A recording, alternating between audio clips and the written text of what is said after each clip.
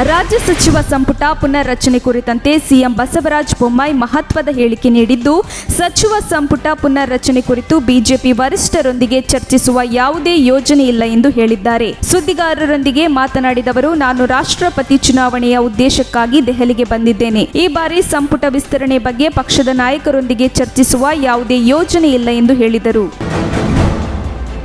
ಲೋಕಸಭಾ ಚುನಾವಣೆಯ ನಂತರ ಉತ್ತರ ಕರ್ನಾಟಕ ಪ್ರತ್ಯೇಕ ರಾಜ್ಯವಾಗಲಿದೆ ಎಂದಿರುವ ಸಚಿವ ಉಮೇಶ್ ಕತ್ತಿ ಅವರನ್ನು ಮುಖ್ಯಮಂತ್ರಿಗಳು ಕೂಡಲೇ ಸಂಪುಟದಿಂದ ವಜಾ ಮಾಡಬೇಕು ಎಂದು ಕೆಪಿಸಿಸಿ ಅಧ್ಯಕ್ಷ ಡಿಕೆ ಶಿವಕುಮಾರ್ ಆಗ್ರಹಿಸಿದ್ದಾರೆ. ಸಚಿವರು ಏಕೀಕೃತ ಕರ್ನಾಟಕದ ವಿರುದ್ಧ ಕತ್ತಿ ಬೀಸುತ್ತಲೇ ಇದ್ದರು. ತುಟಿ ಬಿಚ್ಚದ ಬಿಜೆಪಿ ಸರ್ಕಾರಕ್ಕೆ ನಾಚಿಕೆಯಾಗಬೇಕು ಎಂದು ಸರಣಿ ಟ್ವೀಟ್ ಮೂಲಕ ಡಿಕೆ ಶಿವಕುಮಾರ್ ಕಿಡಿಕಾರಿದ್ದಾರೆ.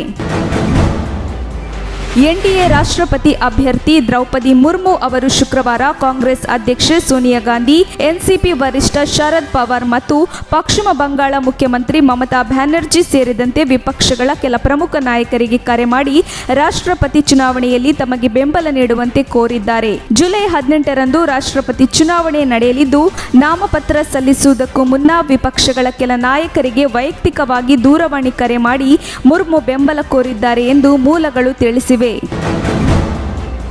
ಪ್ರಧಾನಮಂತ್ರಿ ನರೇಂದ್ರ ಮೋದಿ ಕಾರ್ಯಕ್ರಮಕ್ಕೆ ಖರ್ಚು ಮಾಡಿದ ಹಣದಲ್ಲಿ ಒಂದು ಗ್ರಾಮ ಪಂಚಾಯತ್ ಅಭಿವೃದ್ಧಿ ಮಾಡಬಹುದಿತ್ತು ಎಂಬ ಕುಮಾರಸ್ವಾಮಿ ಹೇಳಿಕೆ ವಿರುದ್ಧ ಸಚಿವ ಅಶ್ವಥ್ ನಾರಾಯಣ ಆಕ್ರೋಶ ವ್ಯಕ್ತಪಡಿಸಿದ್ದು, ಈ ರೀತಿಯ ಹೇಳಿಕೆ ಕೊಡುವುದನ್ನು ಕುಮಾರಸ್ವಾಮಿ ನಿಲ್ಲಿಸಲಿ ಎಂದಿದ್ದಾರೆ. ಪ್ರಧಾನಮಂತ್ರಿಗಳು ಮುಂಚೂಣಿಯಲ್ಲಿ ನಿಂತಿದ್ದಾರೆ ಎಂದು ನಾಡಿಗೆ ಗೊತ್ತಿದೆ. ಇಡೀ ದೇಶದ ಸುಧಾರಣೆ, ಬದಲಾವಣೆಗಾಗಿ ಎಲ್ಲರನ್ನೂ ವಿಶ್ವಾಸಕ್ಕೆ ಅವರು ತೆಗೆದುಕೊಂಡಿದ್ದಾರೆ. ದೇವೇಗೌಡರಿಗೆ ಗೌರವ ಕೊಟ್ಟು ಪ್ರತಿಯೊಂದು ವಿಚಾರದಲ್ಲೂ ಅವರನ್ನು ವಿಶ್ವಾಸಕ್ಕೆ ತೆಗೆದುಕೊಳ್ಳುವ ಕೆಲಸವನ್ನು ಮೋದಿ ಮಾಡುತ್ತಾರೆ. ಆದರೆ ಕುಮಾರಸ್ವಾಮಿ ಹೇಳಿಕೆಗೂ ವಾಸ್ತವಿಕತೆಗೂ ಸಂಬಂಧವಿಲ್ಲ. ಇಂತಹ ಹೇಳಿಕೆ ಕೊಡುವುದನ್ನು ಕುಮಾರಸ್ವಾಮಿ ಅವರು ನಿಲ್ಲಿಸಬೇಕು ಎಂದು ಅವರು ಹೇಳಿದರು. ಬೆಳಗಾವಿ ಜಿಲ್ಲೆಯ ಮೂಡಲಗಿ ಬಸ್ ನಿಲ್ದಾಣದ ಬಳಿ ಇರುವ ಹಳ್ಳದಲ್ಲಿ 6 ನವಜಾತ ಶಿಶುಗಳ ಮೃತದೇಹ ಪತ್ತೆಯಾಗಿದ್ದು, ಯಾರೋ ಕಿಡಿಗೇಡಿಗಳು 6 ನವಜಾತ ಶಿಶುಗಳನ್ನು ಡಬ್ಬದಲ್ಲಿ ಹಾಕಿ ಎಸೆದಿದ್ದು, ತೇಲಿ ಬಂದ ಮೃತದೇಹಗಳು ಬಸ್ ನಿಲ್ದಾಣದ ಬಳಿ ಇರುವ ಹಳ್ಳದಲ್ಲಿ ಪತ್ತೆಯಾಗಿದೆ. ಘಟನೆ ಸಂಬಂಧ ಸ್ಥಳಕ್ಕೆ ಪೊಲೀಸರು ಭೇಟಿ ನೀಡಿ ಪರಿಶೀಲನೆ ನಡೆಸಿದ್ದಾರೆ. ಈ ಘಟನೆಯಿಂದ ಬೆಳಗಾವಿ ಜಿಲ್ಲೆಯಲ್ಲಿ ಭ್ರೂಣ ಹತ್ಯೆ ಹೆಚ್ಚಾಗಿ ನಡೆಯುತ್ತಿದೆ ಎನ್ನುವ ಅನುಮಾನ ಆರಂಭವಾಗಿದೆ. ಮಹಿಳೆಯೊಬ್ಬರು ರಸ್ತೆಯಲ್ಲಿ ನಡೆದುಕೊಂಡು ಹೋಗುತ್ತಿದ್ದ ವೇಳೆ ಏಕಾಏಕಿ ಬೈಕ್ನಲ್ಲಿ ಬಂದ ದುಷ್ಕರ್ಮಿಗಳು ಲಾಂಗು ಮಚ್ಚು ಹಿಡಿದು ಮಹಿಳೆಯ ಕತ್ತಿನಲ್ಲಿದ್ದ ಚಿನ್ನದ ಸರವನ್ನು ಕದ್ದು ಪರಾರಿಯಾಗಿರುವ ಘಟನೆ ಬೆಂಗಳೂರಿನ ಅಮೃತಹಳ್ಳಿ ಪೊಲೀಸ್ ಠಾಣಾ ವ್ಯಾಪ್ತಿಯಲ್ಲಿ ನಡೆದಿದೆ. ಕಿಡಿಗೇಡಿಗಳ ಕೃತ್ಯದ ಘಟನೆ ಸಿಸಿಟಿವಿಯಲ್ಲಿ ಸೆರೆಯಾಗಿದ್ದು, ಆಡಹಗಲೇ ದುಷ್ಕರ್ಮಿಗಳ ಅಟ್ಟಹಾಸ ಕಂಡು ಜನ ಬೆಚ್ಚಿ ಬಿದ್ದಿದ್ದಾರೆ. ಘಟನೆ ಸಂಬಂಧ ಅಮೃತಹಳ್ಳಿ ಪೊಲೀಸ್ ಠಾಣೆಯಲ್ಲಿ ಪ್ರಕರಣ ದಾಖಲಿಸಲಾಗಿದೆ. ಬೆಳಗಾವಿ ಜಿಲ್ಲೆಯ ಸವದತ್ತಿ ಯಲ್ಲಮ್ಮ ದೇವಿ ದೇವಸ್ಥಾನದ ಹುಂಡಿಯಲ್ಲಿ ಸಂಗ್ರಹವಾಗಿರುವ ಎಣಿಕೆ ಹಣ ಎಣಿಕೆಯ ವೇಳೆ ಭಕ್ತರ ಚಿತ್ರ ವಿಚಿತ್ರ ಕೋರಿಕೆಯ ಪತ್ರಗಳು ಹುಂಡಿಯಲ್ಲಿ ಲಭ್ಯವಾಗಿದೆ.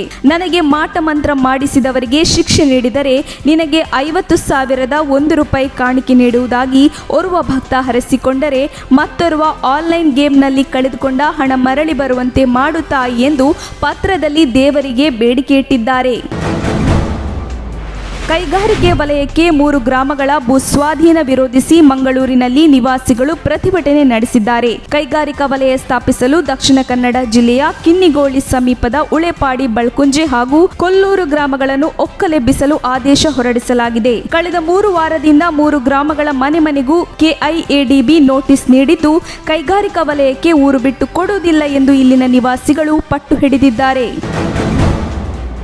ಟಿಪ್ಪು ಸುಲ್ತಾನ್ ನಮ್ಮ ಮೈ ಮೇಲೆ ಅಷ್ಟೇ ಅಲ್ಲ, ಬಿಜೆಪಿ ಹಾಗೂ ಶೆಟ್ಟರ್ ಕಾರಜೋಳರ ಎದೆಯಲ್ಲಿದ್ದಾರೆ. ಅನುಮಾನವಿದ್ದರೆ ಎದೆ ಬಗೆದು ನೋಡಿ ಆರ್ ಅಶೋಕ್ ಅವರೇ ಎಂದು ವಿಧಾನ ಪರಿಷತ್ ವಿಪಕ್ಷ ನಾಯಕರಾದ ಬಿಕೆ ಹರಿಪ್ರಸಾದ್ ತಿರುಗೇಟು ನೀಡಿದ್ದಾರೆ. ಟಿಪ್ಪು ಸುಲ್ತಾನ್ ಎಂದರೆ ಸಿದ್ದರಾಮಯ್ಯನವರಿಗೆ ಮೈ ಮೇಲೆ ಬಂದವರಂತೆ ಆಡುತ್ತಾರೆ ಎಂದು ಗುರುವಾರ ಕಂದಾಯ ಸಚಿವ ಆರ್ ಅಶೋಕ್ ಅವರು ನೀಡಿರುವ ಹೇಳಿಕೆಗೆ ಹರಿಪ್ರಸಾದ್ ತಿರುಗೇಟು ನೀಡಿದ್ದು, ಪಠ್ಯಪುಸ್ತಕದಲ್ಲಿ ಉದ್ದೇಶಪೂರ್ವಕವಾಗಿ ನಾಡಿನ ಸಾಂಸ್ಕೃತಿಕ ನಾಯಕರಿಗೆ ಬಿಜೆಪಿ ಸರ್ಕಾರ ಮಾಡಿರುವ ಘನಘೋರ ಅಪರಾಧಗಳಿಂದ ತಪ್ಪಿಸಿಕೊಳ್ಳಲು ಹೆಣಗಾಡುತ್ತಿದ್ದಾರೆ ಎಂದಿದ್ದಾರೆ. ಹಿಂದಿನ ಸದಸ್ಯರು ನಾಯಿಯಂತೆ ತಿಂದು ಹೋಗಿದ್ದಾರೆಂದು ನೂತನ ಗ್ರಾಮ ಪಂಚಾಯತ್ ಸದಸ್ಯರೊಬ್ಬರು ಅವಮಾನಿಸಿದ್ದಕ್ಕೆ ಪ್ರತ್ಯುತ್ತರ ನೀಡಲು ಗ್ರಾಮ ಪಂಚಾಯತ್ ಸದಸ್ಯ ಶಿವಪ್ಪ ಯಲ್ಲಪ್ಪ ಮರ್ದಿ ಎಂಬುವರು ತಮ್ಮ ಸಾಕು ನಾಯಿಯ ಹುಟ್ಟುಹಬ್ಬವನ್ನು ಅದ್ಧೂರಿಯಾಗಿ ಆಚರಿಸುವ ಘಟನೆ ಬೆಳಗಾವಿ ಜಿಲ್ಲೆಯ ಮೂಡಲಗಿ ತಾಲೂಕಿನ ತುಕ್ಕನಟ್ಟಿ ಗ್ರಾಮದಲ್ಲಿ ನಡೆದಿದೆ. ಶಿವಪ್ಪನವರು ಕ್ರಿಶ್ ಎಂಬ ತಮ್ಮ ನಾಯಿಯ ಬರ್ತ್ಡೇಯನ್ನು ಅದ್ಧೂರಿಯಾಗಿ ಆಚರಿಸಿದ್ದು, ಗ್ರಾಮದ 5,000 ಜನರಿಗೆ 3 ಕ್ವಿಂಟಲ್ ಚಿಕನ್, 1 ಕ್ವಿಂಟಲ್ ಮೊಟ್ಟೆ ಊಟ ಹಾಕಿಸಿದ್ದಾರೆ.